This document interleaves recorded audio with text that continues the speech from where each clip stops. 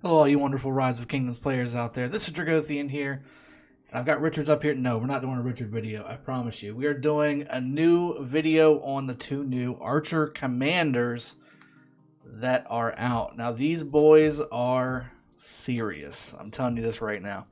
These two are going to make Archers sexy again.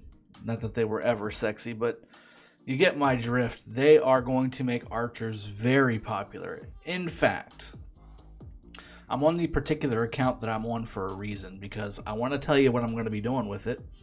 It's my second T5 account that is in K307.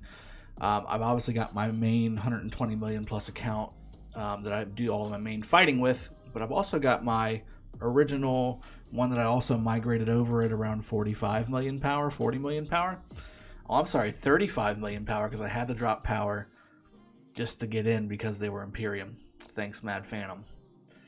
And now it's 73 million or 72 million just because I've been growing it. I've been fighting with it too, but I've been growing it. Last KBK didn't really have to do much because our opponents didn't fight back much. So here we go. We're going to go into the latest commanders coming out. Now, Cyrus the Great. This commander is going to be one of those commanders that we really need to see on the battlefield, but looks really good on paper. So first off, when we hit the plus button, it tells you that Cyrus is going to be the Wheel of Fortune commander. So we got the Wheel of Fortune commander being Cyrus the Great. And then the other one is Nebuchadnezzar II. Okay, we're going to be having the second Archer commander be Nebuchadnezzar II. And he is going to be another really good Archer commander, really good at not sieging necessarily, but he's going to be a good rallier. But let's go piece by piece here. I want to go quickly over Cyrus and over Nebuchadnezzar, and then let's kind of see what they're going to be looking like. Please don't tell me in the comment section below that they're the next Attila Takeda. There is no such thing. Attila Takeda are their own animal. There's no other commanders in the game quite like them. And I know we're all looking for that next Attila Takeda meta. This may be it. We're going to have to see how it plays out, but it's looking very promising. So let's go over these really new, exciting Archer commanders. Now, when we first look at the skill damage, right, 1,400 skill damage at the max, it's not really that crazy. However,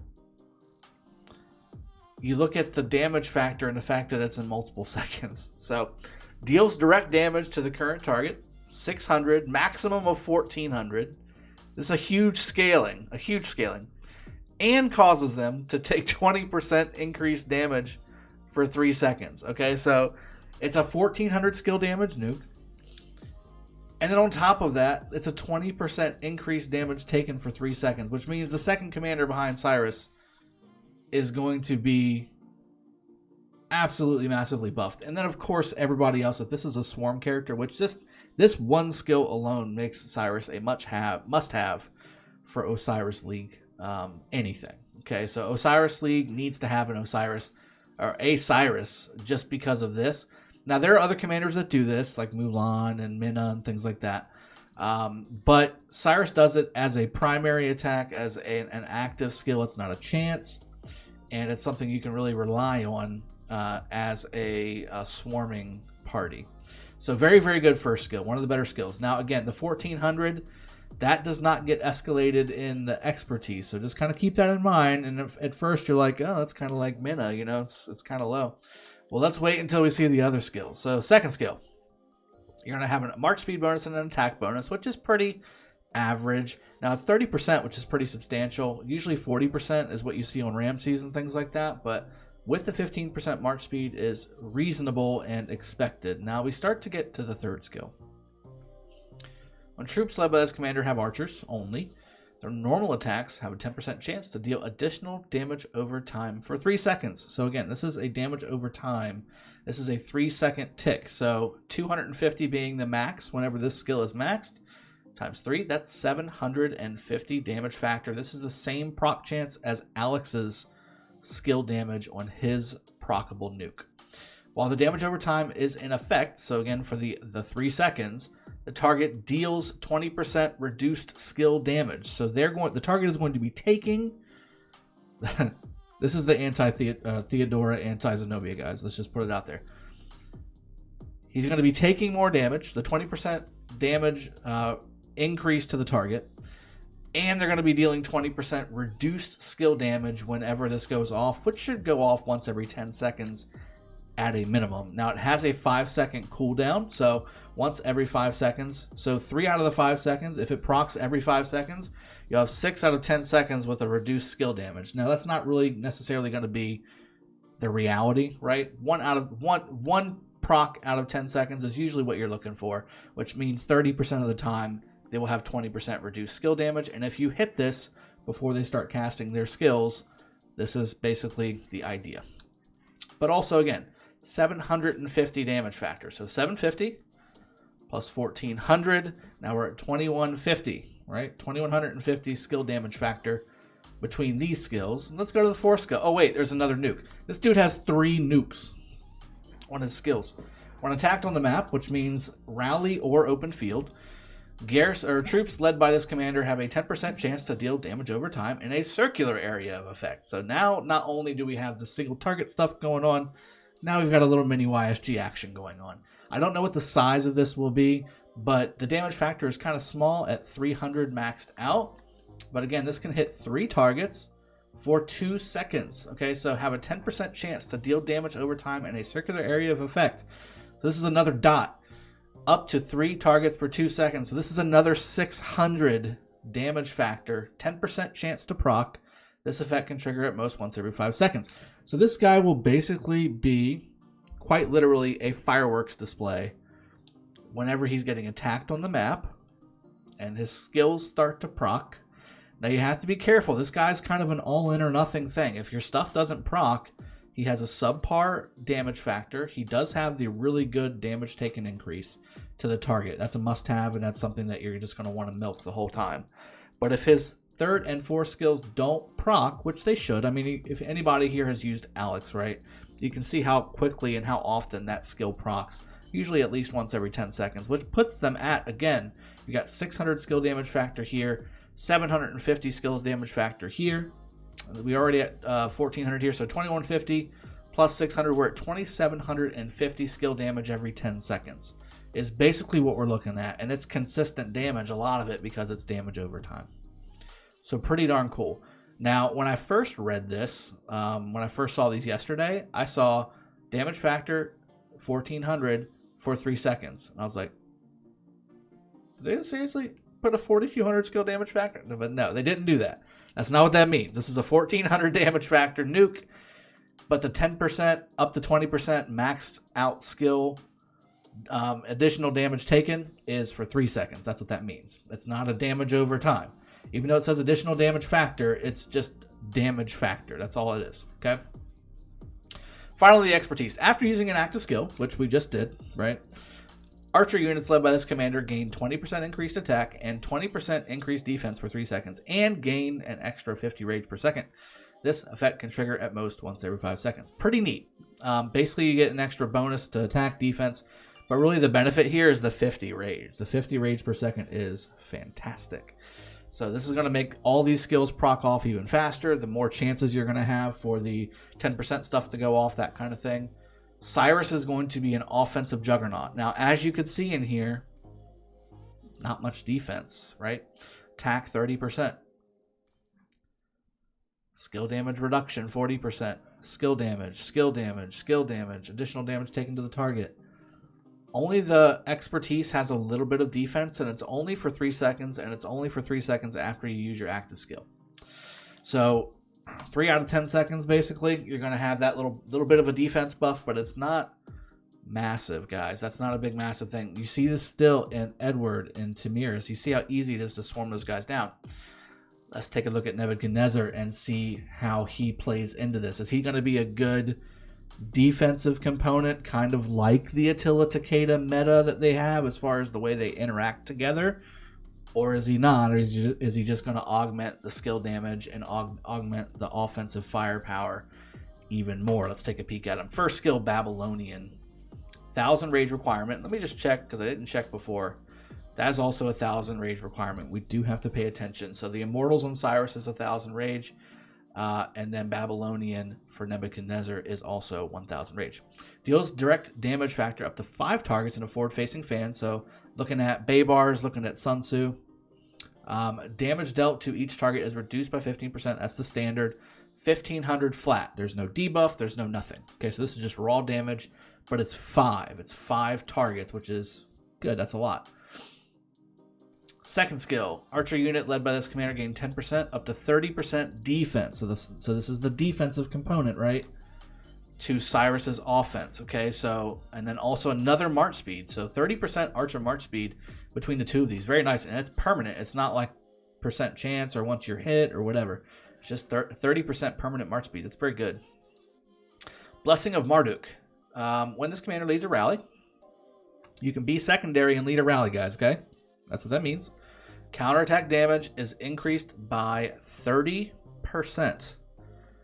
That's a big deal. Okay, we'll compare that in a second. And incoming attacks have a 10% chance to deal direct damage to the attacker. Damage factor 800 and reduce their march speed by 30%. So there's no cooldown. Well, there's a cooldown of 5 seconds. Okay, so there's a cooldown of 5 seconds. Didn't read that last sentence. So cooldown of 5 seconds. That's for the skill damage. Okay, so kind of think about the way Mulan works, right? Where it's when she's surrounded, you can reduce the rage of your attacker, right? Well, you can only reduce the rage of one attacker. You can't reduce them all. So it's very similar to this. If you're getting swarmed by 5 armies, one of those armies is going to trigger the 10% chance to go off. Now, the more armies that you're swarming with, the more likely this is going to go off every 5 seconds on the dot because you're triggering that 10% chance to happen multiple times every second.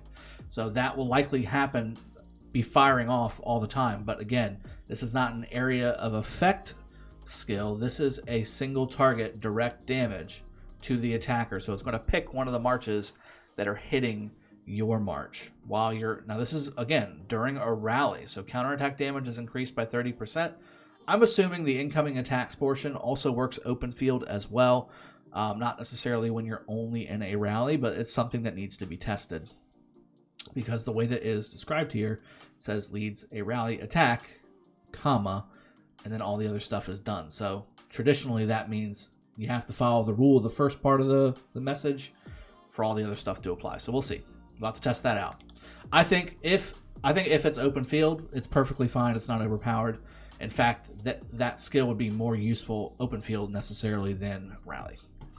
Now, fourth skill, Destroyer of Carchemish. I think that's how you say it. Carchemish? Yeah, I'm going to go with that. Troops led by this commander deal 3% up to 15% increased damage. And each normal attack has a 10% chance to reduce the target's rage by 100. This effect can trigger every 5 seconds. So the damage bonus is permanent. It looks like troops led by this commander deal 15% increased damage, comma. So that's permanent. And each normal attack has a 10% chance to reduce the target's rage by 100. This is basically a built-in silent trial, folks. And also will stack with silent trial.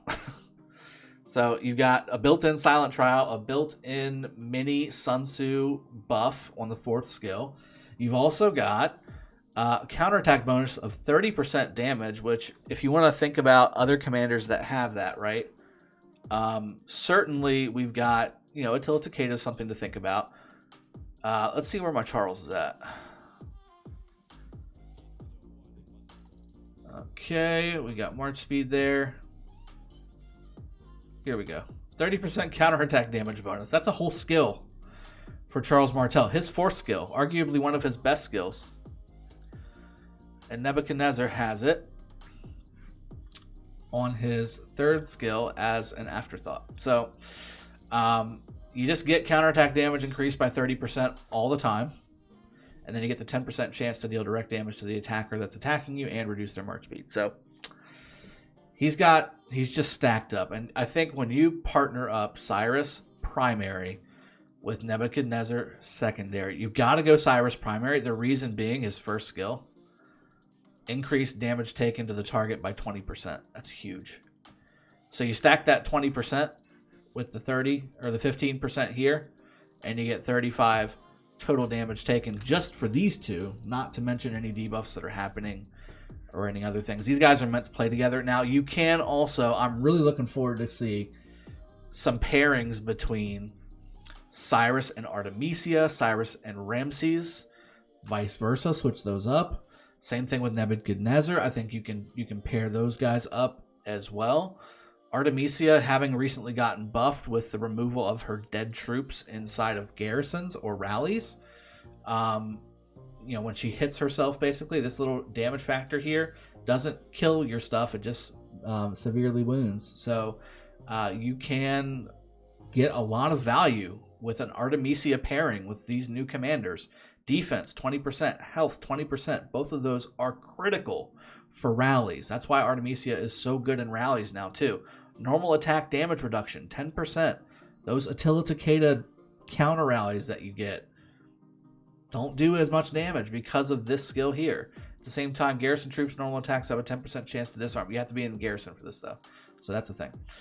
When this commander's rage reaches 80%, there's a 50% chance to use silence. I mean, these are all good things to pair up with the new Cyrus and Nebuchadnezzar archer commanders. I actually, and again, the reason why I'm on this account to show you guys, I may actually make this my archer account with these new commanders that are coming out. These are going to be amazing. So I hope you guys are as excited as I am about these.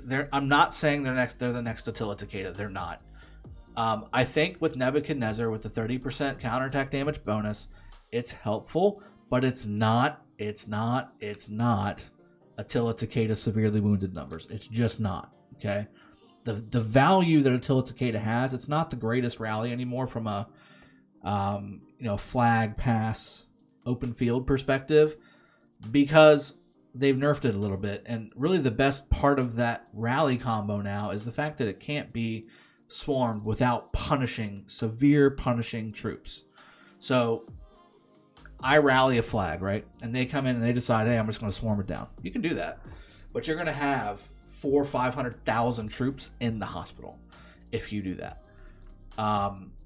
Whereas with an existing archer rally like a Ramses YSG or even a Ramses Artemisia, although that started to kind of get the numbers that we're looking at, certainly Edward Tamiris, things like that, you can just swarm the crap out of them and they just go down like that. It's no problem. So that's the value of Attila Takeda in today's meta, in today's game, is you can send it, and even if you don't necessarily own the field, you can send it without expecting it to get fully just completely swarmed down, because people are still conscious that you swarm Attila Takeda, a full Attila Takeda rally, you can expect at least a half full hospital. And with T5, that is a substantial bill. So, and if you don't pay attention and you just swarm it down until you got nothing left, you're going to take dead from one swarming of one rally. That's still a thing. The reason is because of all the normal attack damage and the counterattack damage stacking with everything. Now, normal attacks go towards what the target's being hit, target's hitting, but the counterattack bonus is reflective of the normal attack damage bonuses as well. That factors in to counterattack. So that's why counterattack is so substantial. This needs to have normal attack bonuses on top of it, which it doesn't. They don't have any normal attack bonuses in the skills here for it to be completely epic on the counterattack damage that you're going to see from Nebuchadnezzar. Okay, so he's going to be as far as swarming goes, with Cyrus, he's going to be probably in between a normal archer swarming capability and a normal Attila swarming capability. He's probably going to be in between. It's going to hurt, but it's not going to hurt Attila hurt. Does that make sense? I hope it does. That being said, again, I hope you guys have enjoyed this. I'm looking forward to these two new commanders. I'm going to get them on this account. I have been saving sculptures on this account for 2 KVKs, and ta-da, I have enough sculptures to max them both. So here we go. I'm going to max them both for you as soon as I get them. And this is going to be its own thing. I think this account's going to be able to hold its own because of all the things that we just described in this video. I hope you guys are looking forward to this Archer Commander meta that we may have coming up. There's going to be some testing, but I think that this is going to really kind of help archers get over the hump and be actually formidable opponents on the battlefield, ones that you have to kind of pay attention to. So yeah, I'm going to see you guys next time. Cheers. Have a good one. And as always, take care.